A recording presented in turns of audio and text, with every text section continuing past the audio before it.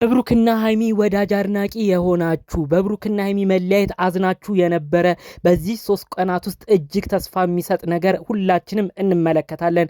ደስ ይበላችሁ። የሃይሚ አባት የሆኑት በብዙ ምክራቸውና ቁጣቸው የምንወዳቸው ጋሽዬ 2 ማስጠንቀቂያ ለልጃቸው ሃይሚ አስተላልፈዋል። ይህን ማስጠንቀቂያ የምትተላለፍ ከሆነ ጋሽዬ በ3 ቀናት ውስጥ አዲስ አበባ መጥተው ሁሉንም ነገር ፍርጥርጥ አድርገው ብሩክና ሃይሚን እንደሚያስማሙም ተናግረዋል። በስልክ ስላደረጉት የስልክ ልውውጥ የተለያዩ መልእክቶች በዝርዝር እነግራችኋለሁ። ሃይሚን ያስጠነቀቋትን 2 ነጥብ ነው በዚሁ እማስደምጣችሁ።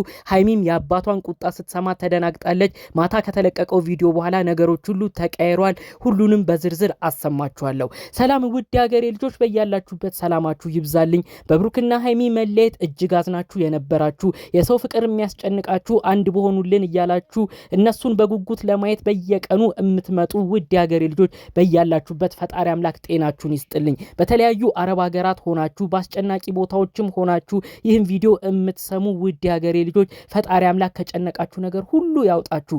ሰላም የምታገኙበትን ነገር፣ እፎ የምትሉበትን እንጀራ፣ ደስ የሚያሰኛችሁን ነገር ሁሉ የምታገኙበት የምትሰሙበትን ቀናት ፈጣሪ አምላክ ያምጣላችሁ።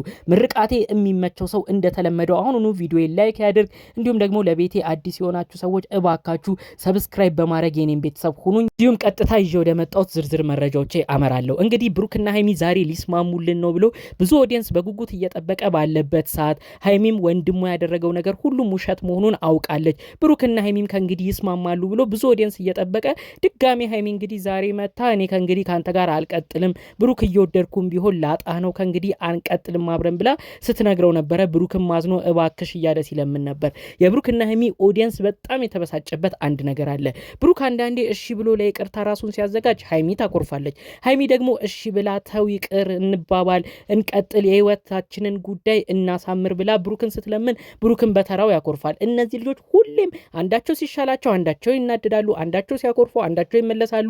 በቃ በዛም አለ በዚህ ሁሌም ንትርክ ሁሌም ጥል እየሆነ በዚህ ነገር ኦዲየንሳቸው ራሱ በሽቋል። ዛሬው ቪዲዮ ላይ ራሱ ብዙ ሰው ተናዷል። ብቻ ባጭሩ ብሩክና ሃይሚ አይለያዩም የምትሉ በላይ ካሳዩን እያለ ነው ሰው ኮመንት ሲያደርግ የነበረው።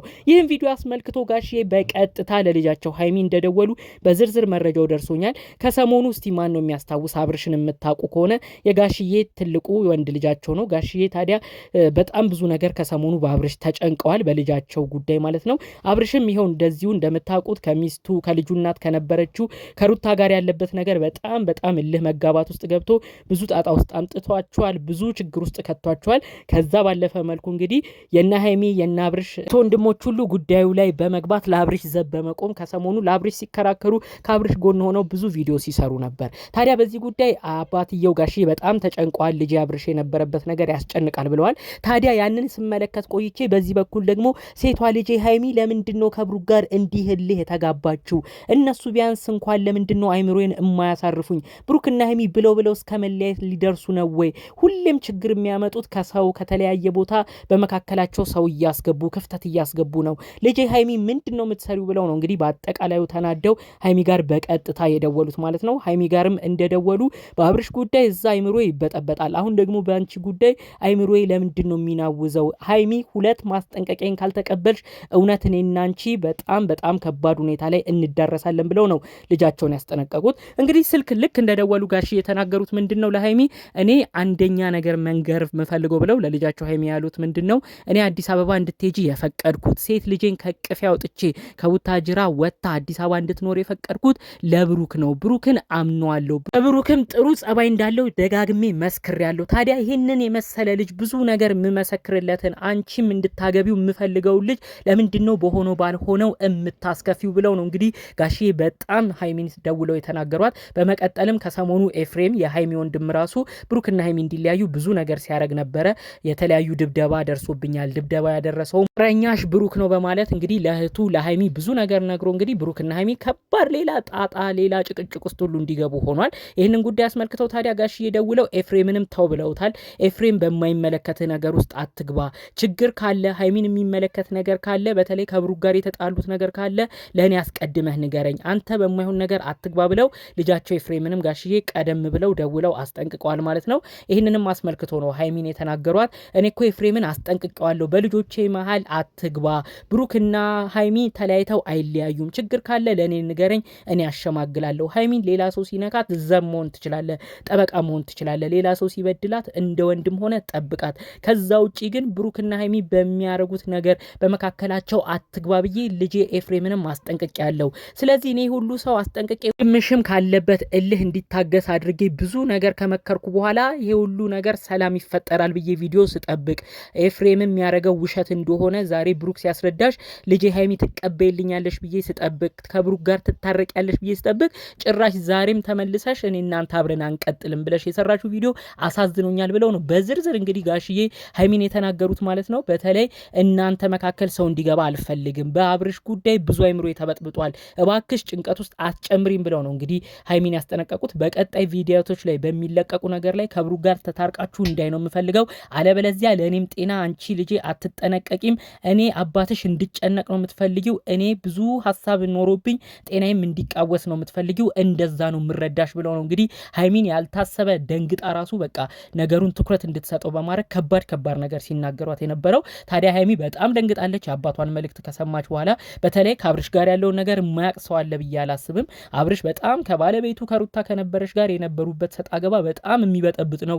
ብዙ ኦዲየንስ የአብርሽና የሩታ ራሱ ከሰሞኑ ተበጥብጠዋል። ብዙ ነገር ተፈጥሯል። ያንን አስመልክቶ አባትየው ጋሽዬም ተጨንቀዋል። ሀይሚ ይህን ነገር ታውቃለች እና በጣም ተደናግጣ በቃ አባቴ ጋሽዬ አትጨነቅ፣ በአብርሽ ጉዳይ ያለውን ነገር እኔ አውቃለሁኝ፣ በሱ ጉዳይ ብዙ እንደምታስብ አውቃለሁ። ስለዚህ እኔ የጭንቀት መጨመሪያ መሆን አልፈልግም፣ የሚሆነውን ነገር አረጋለሁ ብላ ነው እንግዲህ ለአባቷ ቃል የገባችሁ ማለት ነው። ሀይሚ እንግዲህ የአባቷን ምክር የአባቷን ቁጣ ቦታ ከሰጠች በቀጣይ ሰኞ ማክሰኞ በሚለቀቁ ነገር አንዴ ከብሩክ ጋር ያላት ችግር ሁሉ ተቀርፎ አንድ ሆኖ ጥብቅ ብሎ ባንመለከታቸውም ከብሩክ ጋር ያለው ነገር ቢያንስ መስመር እንዲዝና ትንሽ ረገብ እንዲል ሀይሚ በራሷ ቃል ገብታ ብሩክን እሺ ሁሉን ነገር እንተው በማለት አዳዲስ ነገር ለማሳየት እንደሚፈልጉ በዚሁ ይኸው እየነገርኳችሁ ነው። እንግዲህ ይህን ካላረገች በቀጣይ ጋሽዬ እኔ አንደኛውን በቃ ስራዬን ሁሉ ትቼ የአብርሽንም ጉዳይ ያንቺንም የብሩክንም ሁሉንም በቃ እዛው ሆኜ ነው እንግዲህ የምጨቃጨቀው ብለው ነው እንግዲህ በጣም ብዙ ነገር ለሀይሚ የሚያስጠነቅቋት ማለት ነው።